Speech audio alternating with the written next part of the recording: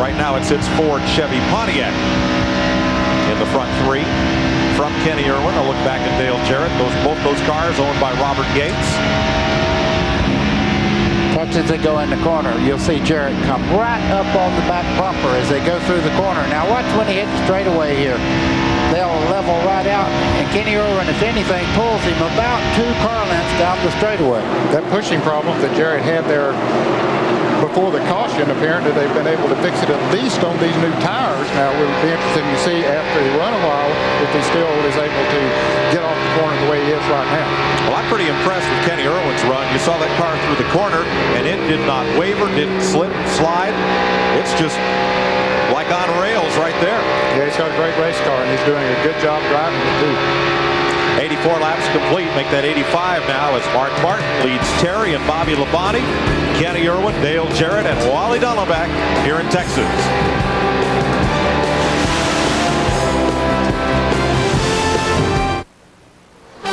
This CBS Sports Race Summary is sponsored by Budweiser, the official beer of NASCAR.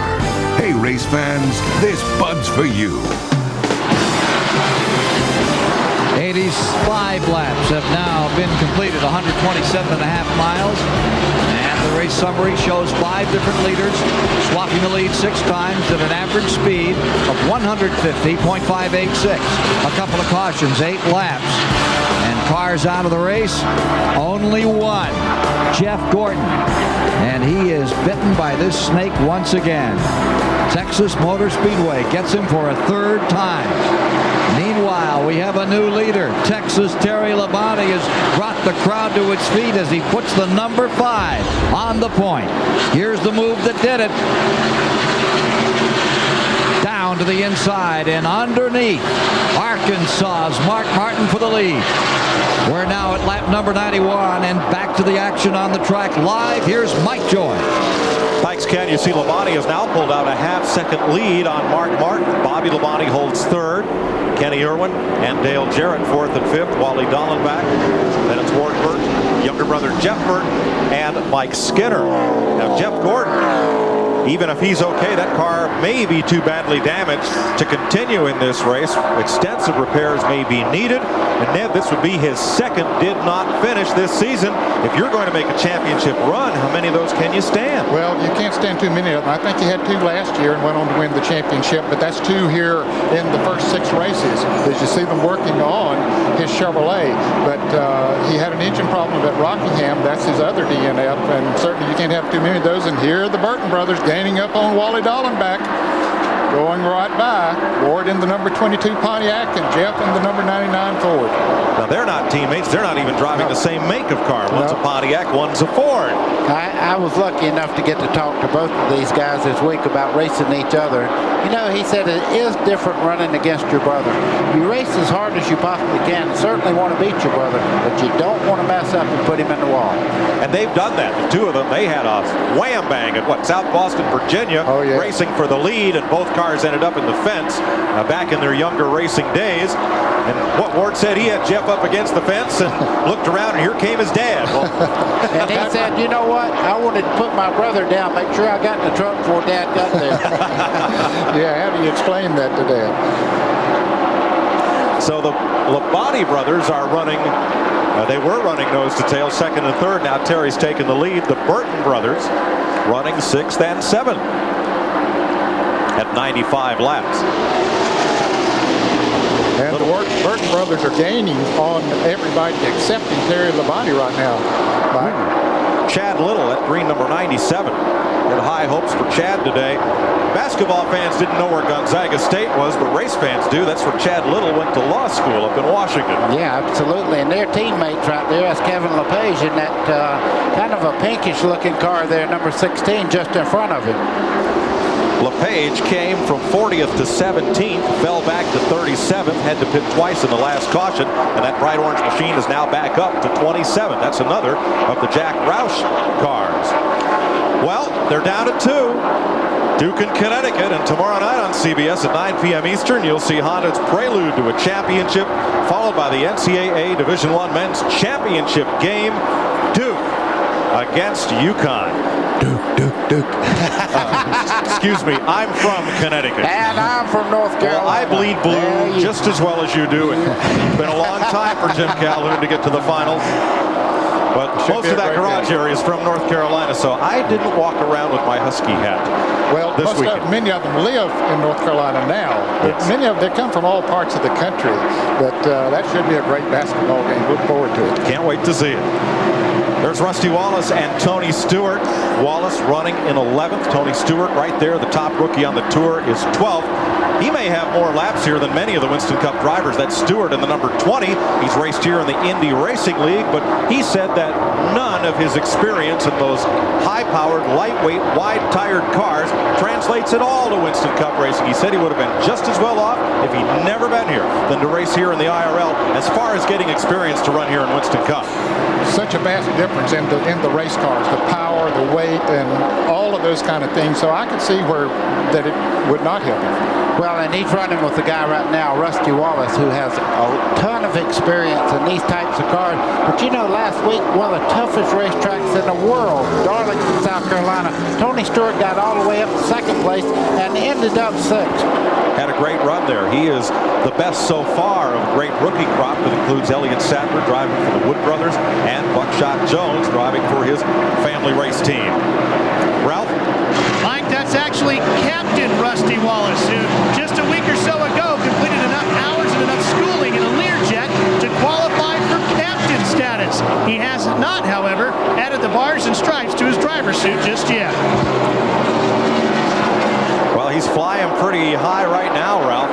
Circulating this track at over 185 miles an hour. Wallace in 11th place. He's got an 8th, a 9th, and a 10th so far this season. That 8th coming at Daytona. Still looking to post his first win. Look at Terry Labonte, our race leader, at 101 laps. And it's been an interesting race up to this point, Mike. As Ken Squire pointed out, that it's been several different leaders and some lead changes here, but it depends, it seems, on who has their car hooked up at the right time of the race and who can stay on that bottom line, accelerate fully off of the turns like Terry Labonte is able to do right now, which is letting him pull away. And I really believe right now that Mark Martin, he led some of the race. I think he's sitting there kind of controlling everything, kind of looking at everything about the car, deciding what changes he wants to make on the next stop to make that car even better yet. Is Mark Martin starting to remind you, too, of a fellow named David Pearson, who he said he led a lot of laps, too, but Pearson would have a way of not abusing the car and being there to win at the finish. Mike, to win, you have to learn how to win. And to do that, you get smart enough to know when to run hard, when to take care of your tires, when to do the right things on the racetrack. They called Pearson the Silver Fox. He won 105 Winston Cup races, second on the all-time list only to Richard Petty. Takes a lot of patience, and Mark Martin has a lot of patience. He's a very smart race driver, and of course he's very physically fit as well. And like he said, he knows how to win. Yes, he's certainly proven that. Now here Bobby Labonte driving hurt with that tough shoulder. Matt Kenseth standing by in relief. Let's go down to the Labonte pit. Dick Bergman. And I'm with Coach Joe Gibbs, who has won Super Bowl, so he sure knows about injured athletes. How is your driver doing right now, Joe? I think Bobby's sore, but so far he's trying to keep that interstate car up front. I think he said he's a little uncomfortable with support we got built into the car right now. Yeah, they built some extra bracing into this seat, Mike, and that seems to be about the worst problem he's having. He's just trying to get used to his seat he's not accustomed to. Yeah, that's no rocking chair ride for Bobby Labonte today. I can hear you. At over 180. Well, basically, hey, as these guys understand, sometimes in sports you get to play with being hurt. I don't think Bobby likes it. None of us do, but I think he's going to go as far as he can. And sometimes in sports you get hurt. You got to play hurt. That's what he's doing today, Mike. Well, he's certainly got a good coach on the sidelines there. And certainly when he got in that car today, he was very, very sore then. And we heard early on in the race that he was calling for his relief driver, Matt Kenseth, to stand by. Well, after he drives the ball, some of that soreness will go away.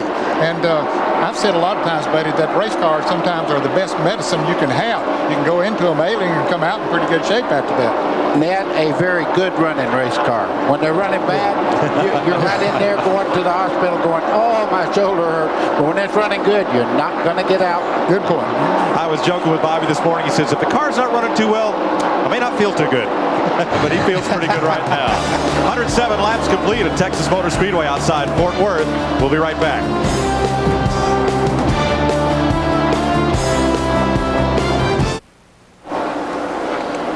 After the race, update your standings and more at cbs.sportsline.com or on America Online. Keyword CBS Sportsline. Over 200,000 fans packed into Texas Motor Speedway as the Budweiser blimp and its eye in the sky provide you with these live shots 1,000 feet above the racing surface. 112 laps complete. Terry Labonte the leader. Mark Martin second. Bobby Labonte, Kenny Irwin, Dale Jarrett are the top five. A couple of drivers have been moving up and along as we watch Labonte move in on former Busch Series champion David Green, driving the Larry Hedrick number 41. That's 38th position that he's putting a lap on. And here's Darrell Waltrip, guys. He has been moving, and Buddy, he's found him a groove. Now, that time he's trying to pass Ricky Rudd on the inside, but he's passed several cars on the outside. The 6 cars behind him right there, he passed every one of them on the outside of the racetrack. Now they're coming back on him. He might have used his tires up by going on that high side of the racetrack, but look at him motor off that corner there. Darrell Waltrip's racing, having a good time today.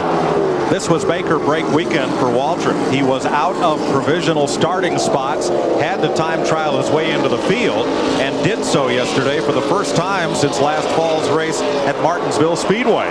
So Darrell was pretty tickled about how hard he ran to get into the show here today. And Waltrip giving a good account of himself. He's presently in 32nd spot on the lead lap and started to run hard because the leader's on the way. Yeah, he has found something on the high side.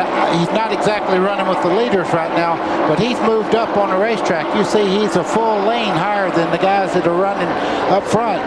I am surprised, but I do know that a good race car driver will look for a place on the racetrack where his car works the best. And apparently Waltrip found a little something on that high groove. And we'll see some other drivers maybe doing that too as time goes by. Ralph Shaheen. Mike, we've had the first update from the Infield Care Center about Jeff Gordon, who hit the wall so hard there just a few laps back. They are doing x-rays on his shoulder. We'll have more for you when we get more out of the Infield Care Center. He is awake and conscious. They are x-raying his shoulder. Dick Berger? Irwin is having a great day today. He is currently running in 4th spot, and that is just a bit of a surprise, even though he started from the pole. Without that last practice session yesterday afternoon, they really rolled the dice. Changed 3 springs, 4 shocks, a sway bar, the wedge, the gear. All that stuff got changed for the race this morning. They really didn't know how it was going to behave, especially since it was a brand new car. But Irwin having one of the best runs he's had all year. Let's get down to Terry Labonte's pit.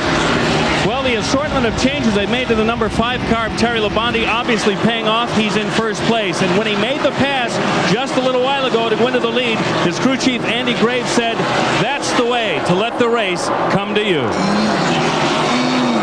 Labonte pulling on Steve Park there, trying to put Park another lap down. Steve has been in and out of the pits quite a bit, and he pulls over to give the leader the top of the racetrack. He had a transmission problem early, lost a lot of laps behind the wall, as a matter of fact. Steve Park did. Had a great qualifying effort here, but too bad that he had that problem. Now, a car we mentioned a little bit earlier that's been coming up through the field, that's that 31 car, the blue and yellow car coming up on the number 22 of Ward Burton. Mike Skinner continues to march towards the front. He's one of the fastest cars on the racetrack now. He's in 7th position. He started 23rd. For more, let's go to the pits and Bill Stevens. Just a little while ago, I talked to Mike Skinner's crew chief, Larry McReynolds. It's really been March Madness down there. They've made 3 changes to that car. They're going to make another one when he comes in. They'll make a track bar adjustment. But at this point, Larry told me that they've got enough to stay where they are and maybe pick up another place or 2 before they come in again. 120 laps go up on the board. For the first time ever in his Winston Cup career, Jeff Gordon will finish 43rd and last. That is worth only 34 championship points. The winner gets 175 plus up to 10 bonus points. So that is a 150-point deficit Jeff Gordon sustains today. Here's some of the drivers moving up in the field, including 31 Mike Skinner. There is the damage to Jeff Gordon's car. Extensive. So they've given up on making repairs to it. You see that they're loading it on the transporter. It'll be headed back to North Carolina. And that's a tough break. That was excuse me, Ned, that was a nearly brand new car that only run that in Atlanta. Now it is going home. Well, you could see why the whole race car was pushed over to the left.